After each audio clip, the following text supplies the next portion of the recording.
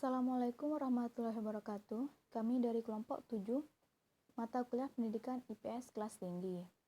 Dosen pengampu Ikhwan Firmansyah MPD. Di sini kami akan mempresentasikan hasil kerja kami yang berjudul Merancang dan Menerapkan Penggunaan Metode Pembelajaran IPS SD yang berlandaskan pendekatan ekspositori. Dengan anggota, saya Fahresa Maulidina NPM 14 semester 4A. Dan rekan saya Ernawati NPM 13 semester 4A.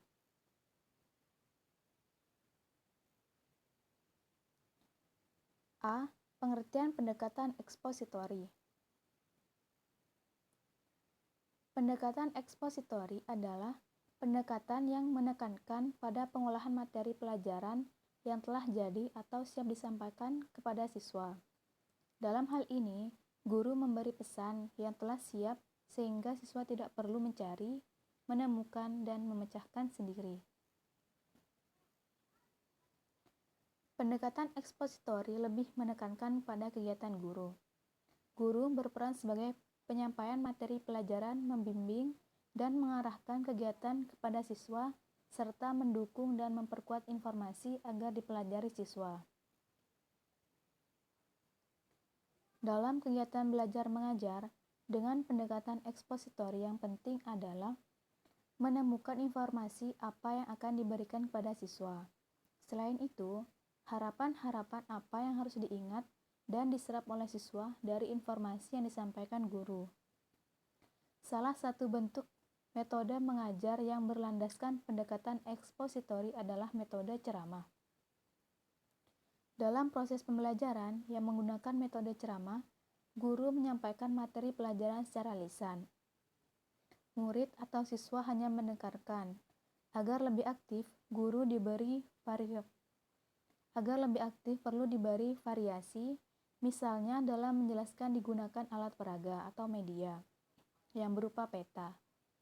Para siswa diminta mengamati peta, melengkapi peta, menyebutkan nama kota, gunung, sungai, dan hasil tambang pada suatu daerah.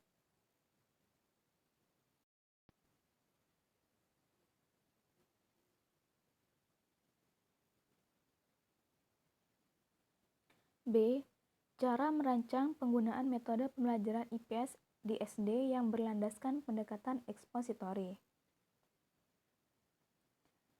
Dalam merancang penggunaan metode ceramah, sebagai contoh pendekatan ekspositori, perlu terlebih dahulu diketahui sifat-sifatnya yang kurang baik, yaitu sebagai berikut.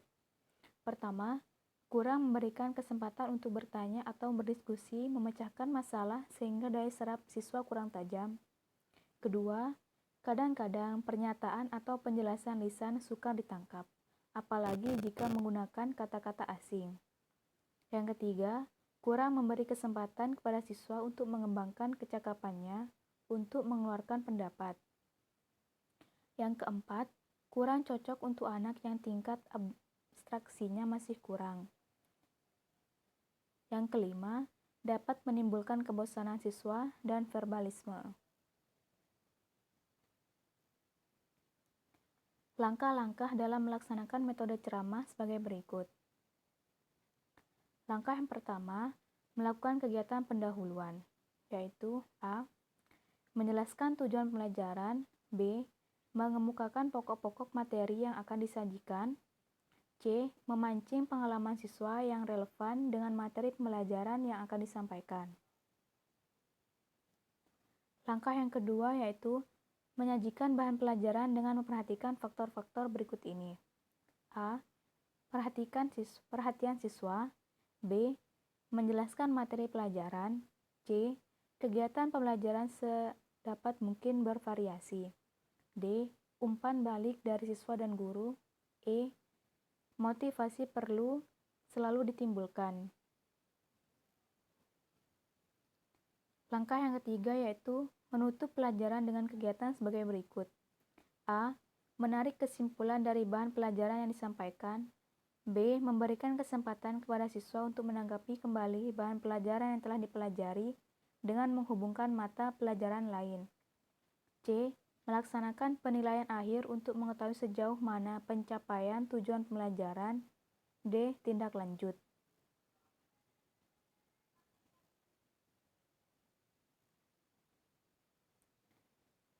Pembahasan selanjutnya akan dijelaskan oleh rekan saya Ernawati.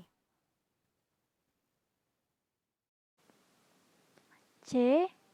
Menerapkan penggunaan metode pembelajaran IPS SD yang berlandaskan pendekatan ekspositori. Sebagai contoh, untuk menerapkan pendekatan ekspositori atau metode ceramah, diambil kurikulum sekolah dasar kelas 6 semester 2. Yang pertama, kompetensi dasar. Kemampuan memahami gejala alam dan sosial negara Indonesia dan negara tetangga. Yang kedua, materi pokok. Gejala alam dan sosial Indonesia dan negara tetangga.